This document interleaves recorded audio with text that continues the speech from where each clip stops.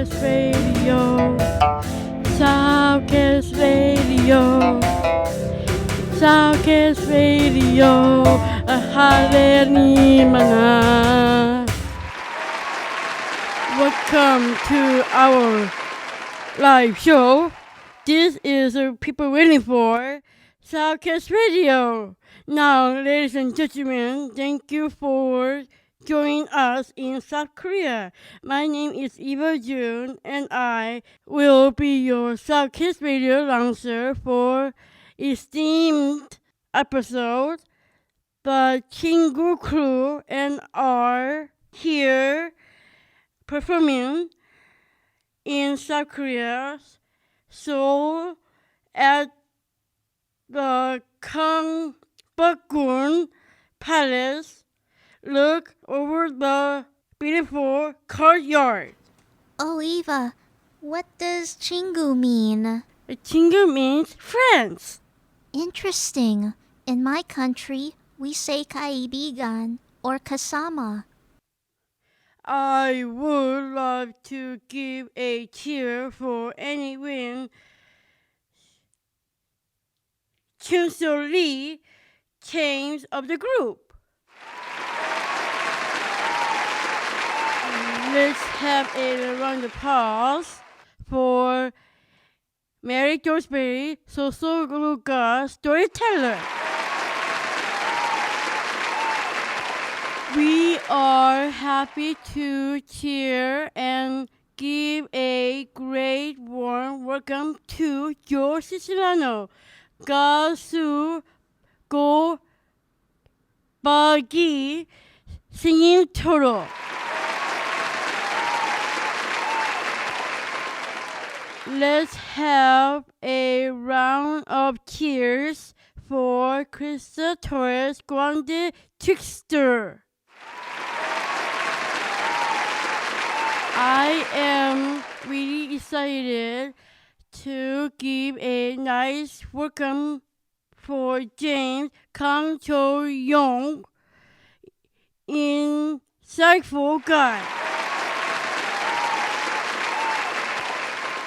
Let's get your hands together for a round of applause for the best buddy, Sai Fu Ihua. I prepare to sing the song called Arion. It is about a mountain pass in Korea.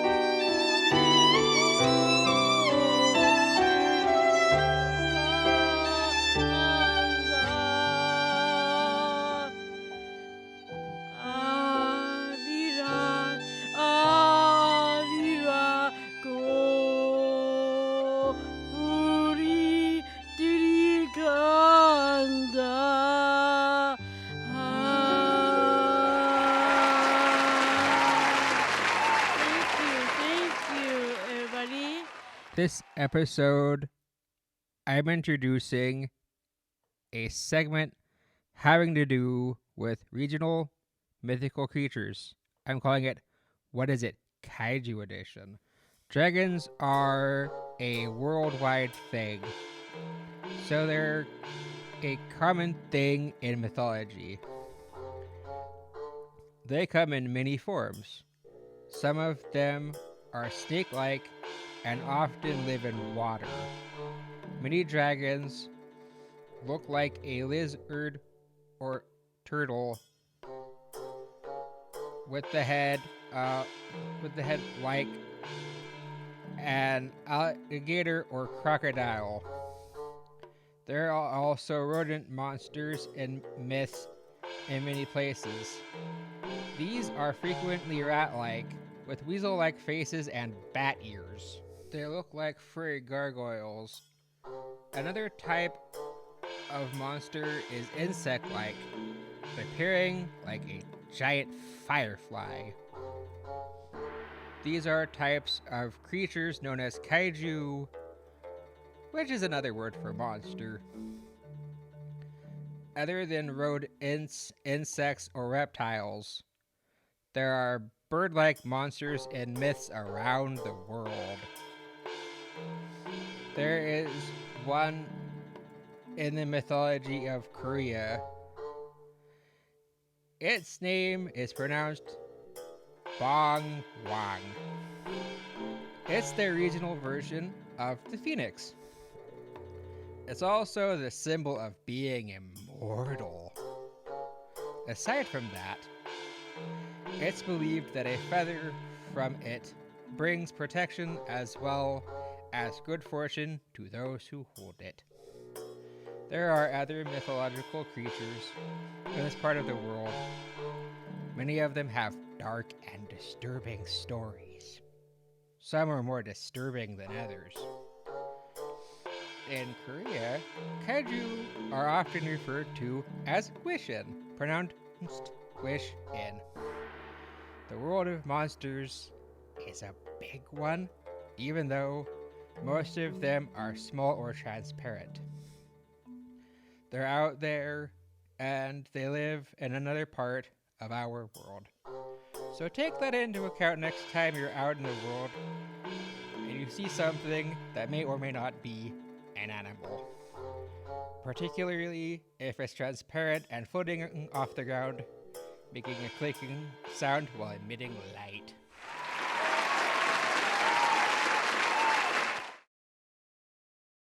Oh wow, the food here is so good. I like the Korean style barbecue and beef pop. Cream tea is also so good. My mom enjoys kimchi. I'm not a fan of spicy though. It's mostly made out of cabbage and it's healthy. I am so happy when my dad cooks a Korean dinner with tofu and pork. It is my favorite. I enjoy visit my family in South Korea. My favorite part about visiting my family is that we get a going on a walk to a really cool palace and look at dragon statue. Hey Eva, since we are like Asian neighbors, tell me about some of the games people play as kids in Korea. We play spinning tops and two hole where you draw arrows into a base from far away. Oh, like the earliest form of Beyblade. One of the things I would do as a kid in the suburbs of Sacramento in the big parks is play wiffle ball. But we never had the right ball, so we would use a Nerf bright yellow baseball. It made a big bonk sound when you hit it, so we called it bonk ball. In my country of the Philippines, we would try to throw slippers at a tin can. My aiming is terrible. We would also take our belongings and see who can make the longest line out of them by putting them in a row against our opponent. We would even lay out shoelaces. This palace garden is so beautiful. The green and red buildings are lovely beside the waters.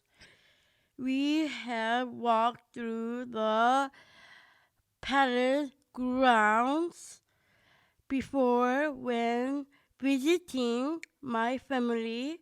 My mom and I went to the river and we rode on our own paddling boats on the river. I was in Peanut. She was in a dragonfly. It was a lot of fun. The name Gyeongbokgung translates to "the new dynasty shall have good fortune and prosper." It's also the main palace of the Joseon dynasty, which was established around 1395. There is a large wall around the whole palace and a big lake inside. It is a very important place in Korea. It is the largest of the 5 palaces. My mom and I watch South Korean movies. It looks so pretty on film. We love the movies, the Winter Love Song. I heard that giving things in fours is bad luck in Korea. If I had to offer 4 meat buns as a gift, I would be happy to eat one to make sure it's good luck. If I were going to give someone a note or a letter, I would make sure to write their name in either blue or black ink, because writing a name in red ink is considered bad luck in Korea. I am so excited to be here in Seoul, where some of my favorite K-dramas took place. I am so excited, in fact, that I am going to shine a light on some of my favorite K-dramas. Here are my top 5. Number 1. Sweet Home. If you love monsters, then Sweet Home is the show for you. Sweet Home is an apocalyptic horror action fantasy television series. After an unexpected tragedy kills his family and leaves him as the sole survivor, a young man leaves his family home and relocates to a rundown apartment complex known as Green Home. One night, horrific monsters begin appearing and ravaging the city. I love anything with monsters, and the creature effects in Sweet Home are absolutely amazing. Number 2. All of Us Are Dead. I'm going to be honest, I'm not a huge lover of zombies, but I make an exception for All of Us Are Dead. It's such a thrill ride. All of Us Are Dead is a coming-of-age zombie apocalypse horror television series. The show centers on a group of high school students in the fictional South Korean city of Hwasun and their struggles to survive a zombie outbreak. The series is based on the Naver webtoon of the same name by Ju Dung Jae-noon. All of Us Are Dead is actually the K-drama that got me into K-dramas. I watched it on Netflix and I enjoyed it so much that I looked to see what other shows I could find. Number 3. The Legend of the Blue Sea. If you are a fan of romantic love stories, then you will love this show. The Legend of the Blue Sea is inspired by a classic Joseon legend from Korea's first collection of unofficial tales about a fisherman who captures and releases a mermaid. This show tells the story of a con artist and a mermaid who travels across the ocean to find him. I am a sucker for all things romantic, and so I loved this show. It also stars Lee Min-ho, who I am a big fan of. Number 4. Boys Over Flowers. Boys Over Flowers is a South Korean series based on the Japanese manga series of the same name, written and illustrated by Yoko Kamio. The show tells the story of a working-class girl who gets tangled up in the lives of a group of wealthy young men in her elite high school. Number 5. Extraordinary Attorney Woo. Extraordinary Attorney Woo is a 2022 South Korean television series. It follows Woo Young, a female rookie attorney with autism, who is hired by a major law firm in Seoul. Being different from her autistic peers, her manners of communication is seen by them as odd, awkward, and blunt. Through her intelligence and photographic memory, she becomes an increasingly competent attorney and earns recognition from her peers and appreciation from her clients. I really enjoyed this show. Being someone who was judged most of my life because I was different, I could relate to Woo Young. The information that was used to write this segment was gathered from Wikipedia. Thank you so much for listening. The shows that I mentioned in this segment can be seen on almost any streaming service. Thank you. I lost my father in 2009. Losing a parent, especially someone as special as my dad, is the hardest thing I have ever had to go through.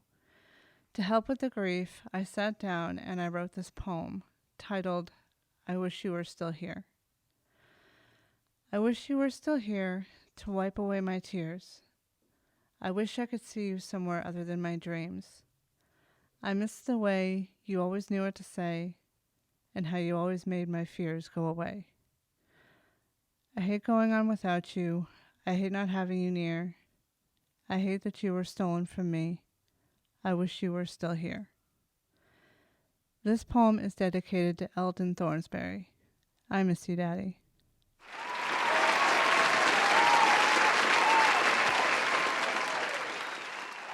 Oh no, I didn't know that, Mary. I am so sorry. Aw, thanks, Eva. Thank you, Mary. It made me think of my father. Wow, Mary, you are a wonderful poet. I am so excited to be here with Eva June, and we are going to sit down for an interview about Korean culture. Thank you so much, anyone, for inviting me to this interview. What kind of noodles do you like? I like jjajangmyeon. What is that? The noodle tastes good and it has a black bean on it. What do you like about the Korea? My family comes from South Korea. Well, I like it too. What kind of music do you like in Korea? There's so many Korean music is Gangnam Style one and BTS and K-pop too. How do you feel when listening to Korean music? I feel like so happy to listen all K-pops and BTS and Gangnam Styles and Thank you, Eva. thank you for joining me interview with you. You're welcome. Wow, that was a great interview. Wow, hearing this talk about noodles makes me hungry for pancit, Filipino noodles with calamansi lime juice. Now it's my turn to share some poetry from Korea. This one is called A Visitor by Jong Hyun Jong from 2009. Meeting someone in life is something that's actually astonishing. That's because he brings himself with his past, present, and his future. That's because someone's whole life comes along. The heart is fragile. Therefore, it might have been broken. That heart is coming too. This last poem is called My Dreams Poem by Ho Na Shorhon from 16th century Joseon. A beryl blue sea flows into a jade green sea. A peacock-colored phoenix mingles with a phoenix of golden opal. 27 petals of a lotus succumb, bloom scarlet, reflecting in ice, the moonlight cold. I like that one. It's beautiful. Any ocean-related subject matter causes the bottoms of my feet to tingle as if I'm standing on some really cold sand. I am looking forward to the big top 10 list Joe has for us this time. My top 10 all-time favorite duets by Joe Siciliano. Number 10, Still It's You by Phil Perry and Wendy Moten from 1993. I wake up each morning and I try not to care. Number 9, Until Forever by Deidre Hicks and Evan Rogers from 1989. I see the answer in your eyes. Number 8, I Burn For You by Danny Peck and Nancy Shanks from 1987.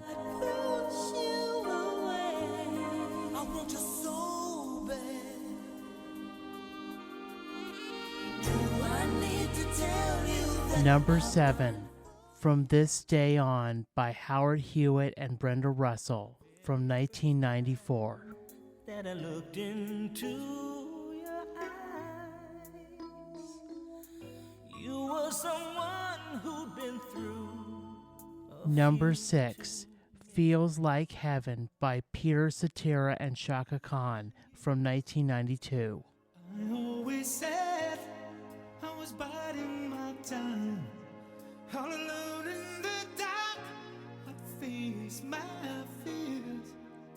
Number 5, Simply Meant to Be by Gary Morris and Jennifer Warnes from 1987. Well, I never knew so much trouble till I met you. Never sang in Number a song. 4, All I Want Is Forever by Regina Bell and J.T. Taylor from 1989.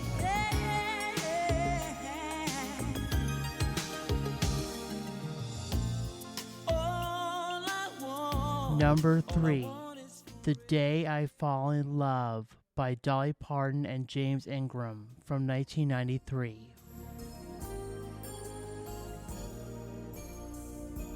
Just an ordinary day. Number 2, If I Ever Fall in Love Again by Anne Murray and Kenny Rogers from 1989.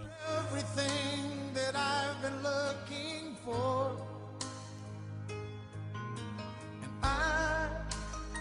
And number 1, My Heart Has a Mind of Its Own by Jeffrey Osborne and Kim Carnes from 1987.